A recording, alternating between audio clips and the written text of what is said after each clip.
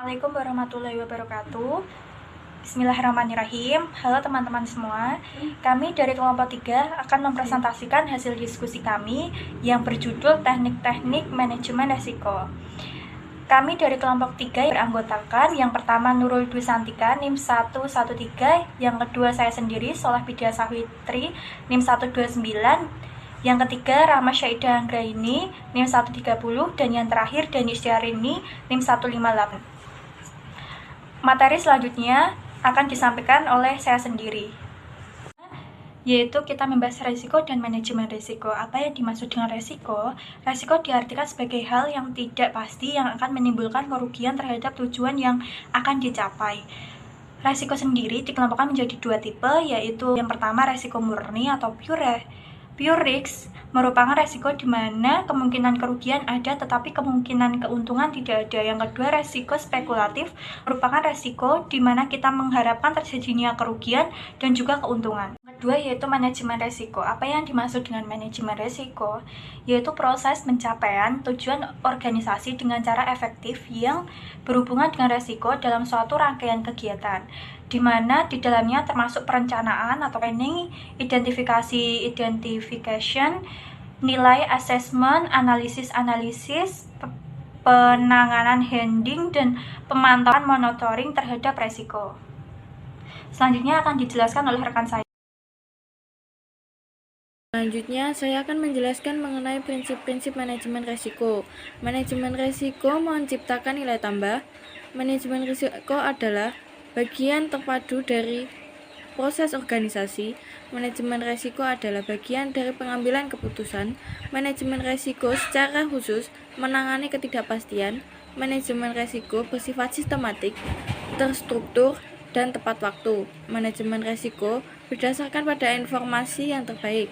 Manajemen risiko adalah khas untuk penggunanya. Manajemen risiko mempertimbangkan faktor manusia dan budaya. Manajemen risiko bersifat transparan dan inklusif. Manajemen risiko bersifat dinamis, berulang, dan responsif terhadap perubahan. Pentingnya mempelajari manajemen risiko. Suseno 2014, pentingnya mempelajari manajemen risiko dilihat dari dua segi. Yang pertama, seseorang sebagai anggota organisasi atau perusahaan, terutama seorang manajer, akan dapat mengetahui cara-cara atau metode yang tepat untuk menghindari atau mengurangi besarnya kerugian yang diderita perusahaan sebagai akibat ketidakpastian terjadinya suatu peristiwa yang merugikan.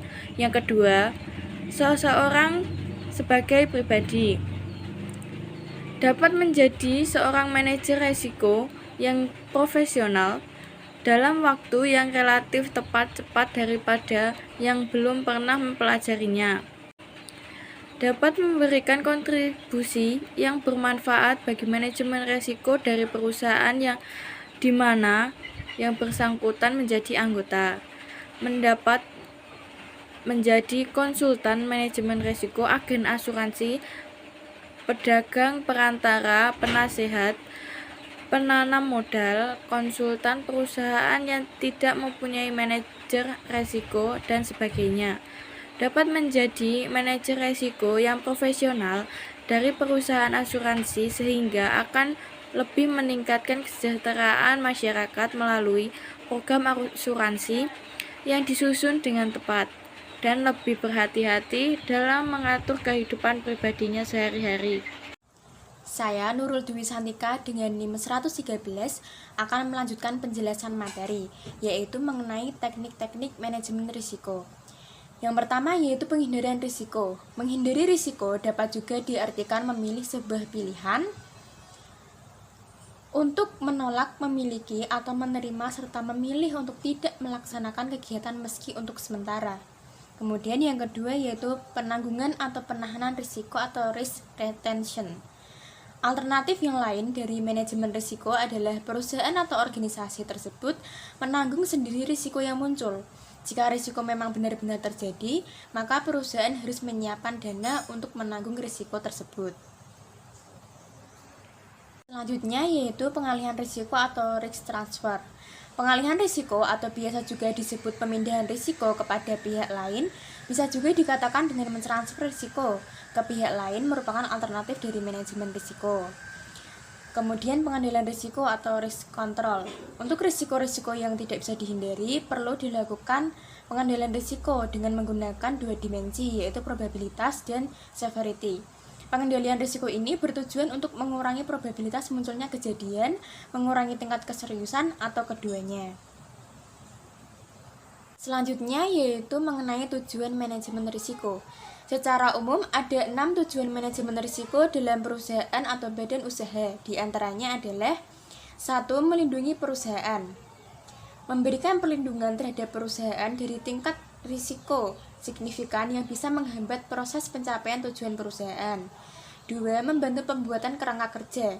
Membantu dalam proses pembuatan kerangka kerja manajemen risiko yang konsisten atas risiko yang ada pada proses bisnis dan fungsi-fungsi di dalam sebuah perusahaan. 3. Mendorong manajemen agar proaktif. Mendorong manajemen agar bertindak proaktif dalam mengurangi potensi risiko dan menjadikan manajemen risiko sebagai sumber keunggulan bersaing dan kinerja perusahaan. 4. Sebagai peringatan untuk berhati-hati. Mendorong semua individu dalam perusahaan agar bertindak berhati-hati dalam menghadapi risiko perusahaan demi tercapainya tujuan yang diinginkan bersama. 5. Meningkatkan kinerja perusahaan.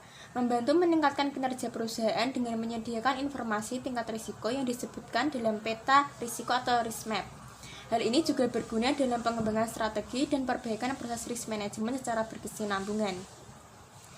Yang keenam, yaitu sosialisasi manajemen risiko. Membangun kemampuan individu maupun manajemen untuk mensosialisasikan pemahaman tentang risiko dan pentingnya risk management. Selanjutnya adalah teknik penilaian manajemen risiko. Yang pertama, teknik analisis data historis. Prinsip dari metode ini adalah menggunakan berbagai informasi atau data mengenai segala sesuatu yang pernah terjadi, baik data primer maupun data sekunder. Yang kedua, pengamatan dan survei. Bila tidak tersedia data historis, maka dapat dilakukan investigasi, pengamatan, atau survei di tempat sehingga dapat diperoleh data primer. Yang ketiga, pengacuan. Metode ini pada prinsipnya diterapkan untuk melengkapi identifikasi risiko menggunakan metode 1 dan 2. Yang keempat, pendapat ahli.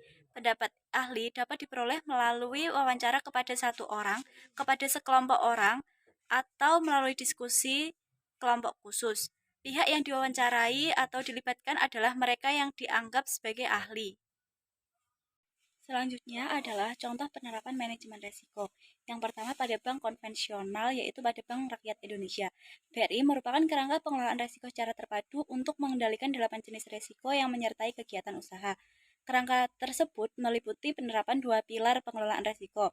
Penerapan kedua pilar tersebut dijelaskan yaitu pengawasan aktif Dewan Komisaris dan Direksi, yang kedua kecukupan kebijakan, prosedur, dan penetapan limit.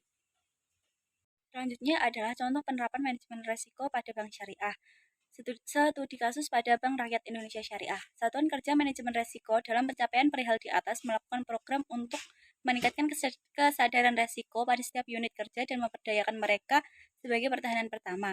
Dengan melakukan langkah-langkah antara lain, yang pertama, penerapan RSCA untuk memberikan kesadaran risiko atas potensi risiko di unit kerjanya. Yang kedua, melakukan sosialisasi buku merah, panduan pengelolaan risiko operasional pada jaringan kantor cabang BRI Syariah. Yang ketiga, melakukan sosialisasi buku kuning, panduan praktis pengelolaan risiko pada pembiayaan BRI Syariah. Sekian presentasi dari kami, kurang lebihnya kami mohon maaf. Wassalamualaikum warahmatullahi wabarakatuh. Terima kasih.